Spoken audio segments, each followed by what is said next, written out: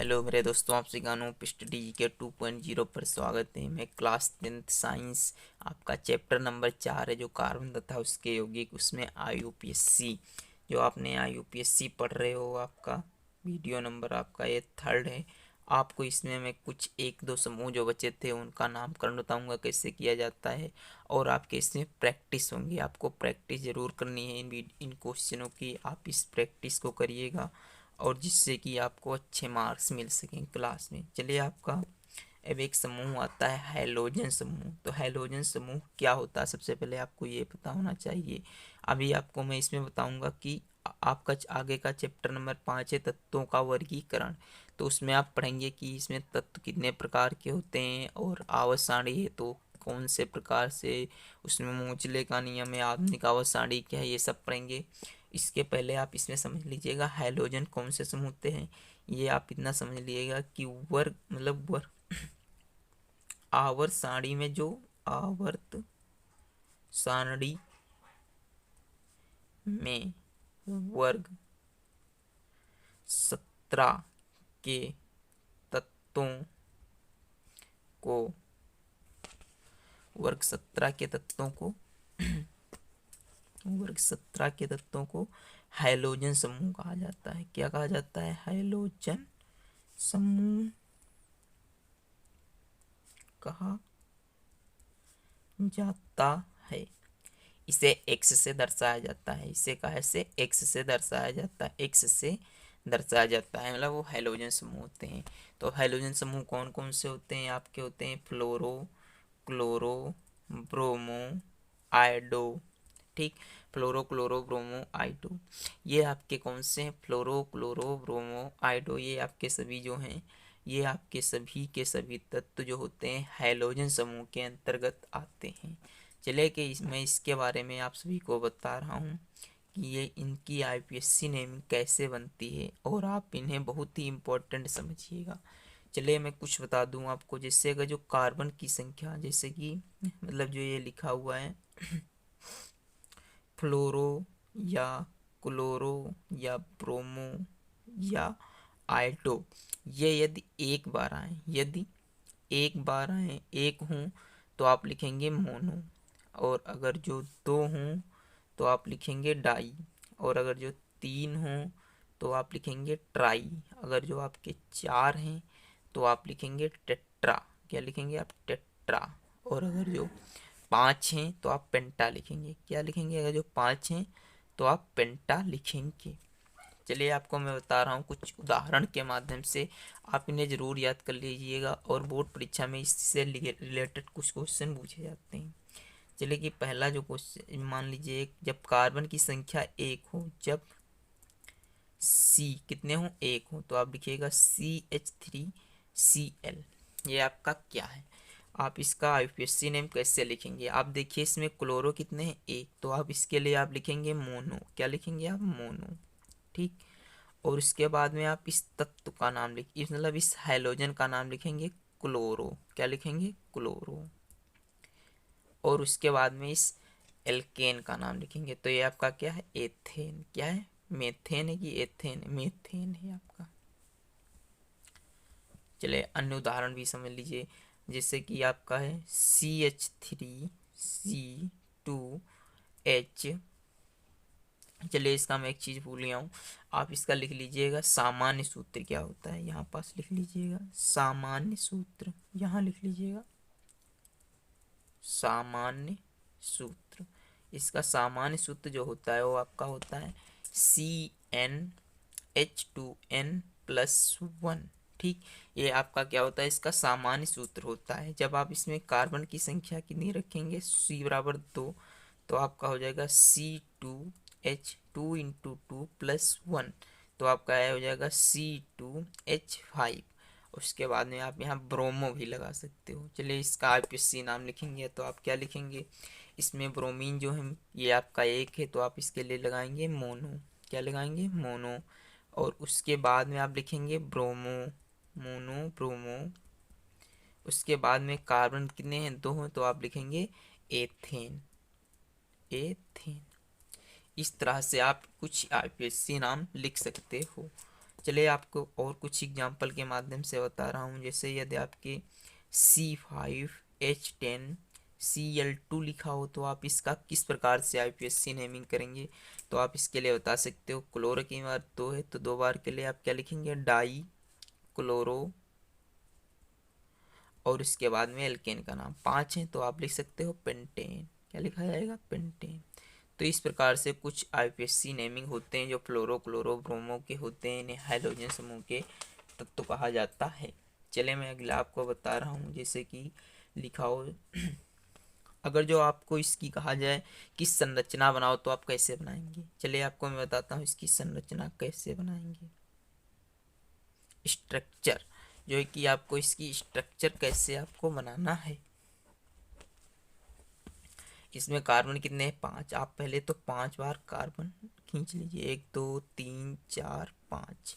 इसके बाद में सिंगल बॉन्ड रहेगा, कितना, सिंगल बॉन्ड रहेगा। उसके बाद में देखिए क्लोरो कितनी बार है, 2 बार। तो आप एक बार इधर क्लोरो लगा दीजिए Cl, और एक बार इधर Cl, ठीक।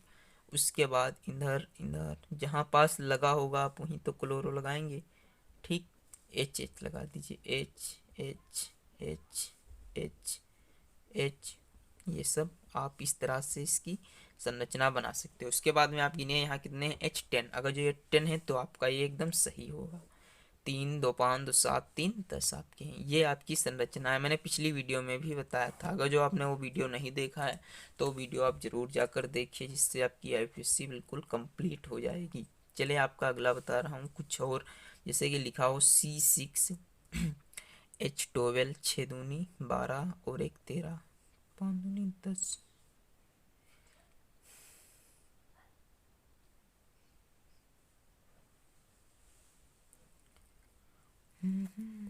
चलिए अगला आप एग्जाम्पल देखिएगा। जिससे इस प्रकार से लिखा हो C6H12 और आपका लिखा हो मान लीजिए जैसे आइडो 2 लगा हो तो आप किस प्रकार से लिखेंगे। मान लीजिए यहाँ पास अगर जो आइडो 3 रहेगा तो यहाँ आपका एक और हाइड्रोजन कम पड़ जाएगा, यहाँ पास 11 हो जाएंगे।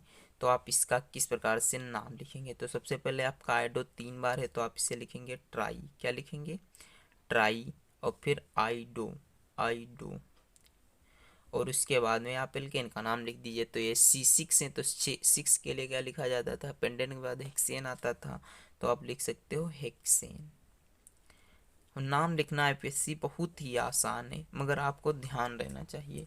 चलिए इसकी आपको संरचना में बनाकर दिखा रहा हूँ। जैसे कि 1 2 3 4 5 6, और इसके माध्य में सिंगल बॉन्ड का यूज आप करिएगा सदैव।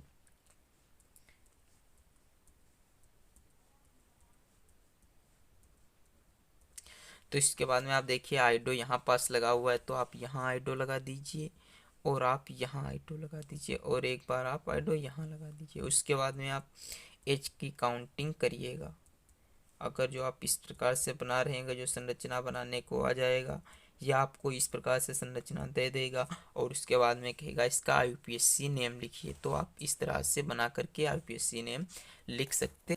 चलिए कुछ एग्जाम्पल अब आप समझिएगा। जैसे कि एग्जाम्पल नंबर 1, देखो प्रैक्टिस करना बहुत ही अनिवार्य है। यदि आप प्रैक्टिस नहीं कर रहे हैं तो बेकार है आपका। जैसे कि आप लिख लीजिएगा CH3 और CH2 CH और CH3। तो अगर जो यहाँ पास मान लीजिए OH लगा हुआ है तो आप इसका नामकरण कैसे करेंगे। तो आप सबसे पहले आप क्या करेंगे, एक लंबी श्रृंखला का चयन करेंगे। सबसे लंबी श्रृंखला का चयन, ये आपका लंबी सबसे श्रृंखला चयन हो गया। उसके बाद से आप इसकी नंबरिंग करिएगा जिधर से ये समूह पास में हो। तो आपका इधर से इसमें तो 3 ही है, तो मान लीजिए एक और आप बढ़ा लीजिएगा CH2 और CH3। अब आप इसके बाद में इसका करिएगा IUPAC नामकरण। तो जिधर से ये एल्कोहल समूह पास में पड़ेगा उधर से आप IUPAC नेमिंग करेंगे। तो आप देखिएगा इधर से पास में पड़ रहा है 1 2 3 4, ठीक। सबसे पहले आप क्या लिखेंगे इसमें, सबसे पहले आप लिखेंगे एल्के, इस श्रेणी का नाम। तो आपके क्या होंगे, 4 हैं। तो प्रोपेन आएगा, मेथेन, एथेन, प्रोपेन, ब्यूटेन आएगा। तो आप सबसे पहले लिखिएगा ब्यूटेन ब्यूटेन, और इसके बाद में आप OH समूह लगा हुआ है मतलब एल्कोहल है तो इसमें आप लगाएंगे अल। ठीक, आल लगाया जाएगा, आल। ठीक, और उसके बाद में आप ये कितने नंबर पर है, तो ये आपका 2 नंबर पे है, तो आप इसे लिख सकते हो 2 ब्यूटेनॉल। कुछ समझ में आया? अगर जो यहीं पास लगा हो क्या 2 बार, अगर जो मान लीजिए कि यहाँ पास, चलिए आपको अगले एग्जांपल से बताता हूँ, जिससे लिखा हो CH3 CH2 CH2 CH2 और CHO समूह लगा हुआ है, तो आप इसका नामकरण कैसे करेंगे? तो सबसे पहले तो आप इसका नामकरण करेंगे 1 2 3 4 5, मतलब सबसे पहले आप श्रृंखला चुनेंगे, ये आपकी सबसे लंबी श्रृंखला हो गई। उसके बाद में आप नामकरण करिएगा, और नामकरण करने के बाद में आप इस श्रृंखला का नाम लिखिएगा, methane, ethane, propane, butane, pentane, तो आप लिख सकते हो पेंटेन। उसके बाद में आपका एल्डेहाइड समूह का है, तो आप एल्डिहाइड समूह में एल लगाते हैं, क्या लगाते हैं, एल। ठीक, और उसके बाद में कितने नंबर पर है, तो एक आपका लिखा नहीं जाता है, तो आप इसी प्रकार से लिख सकते हो पेंटेनल।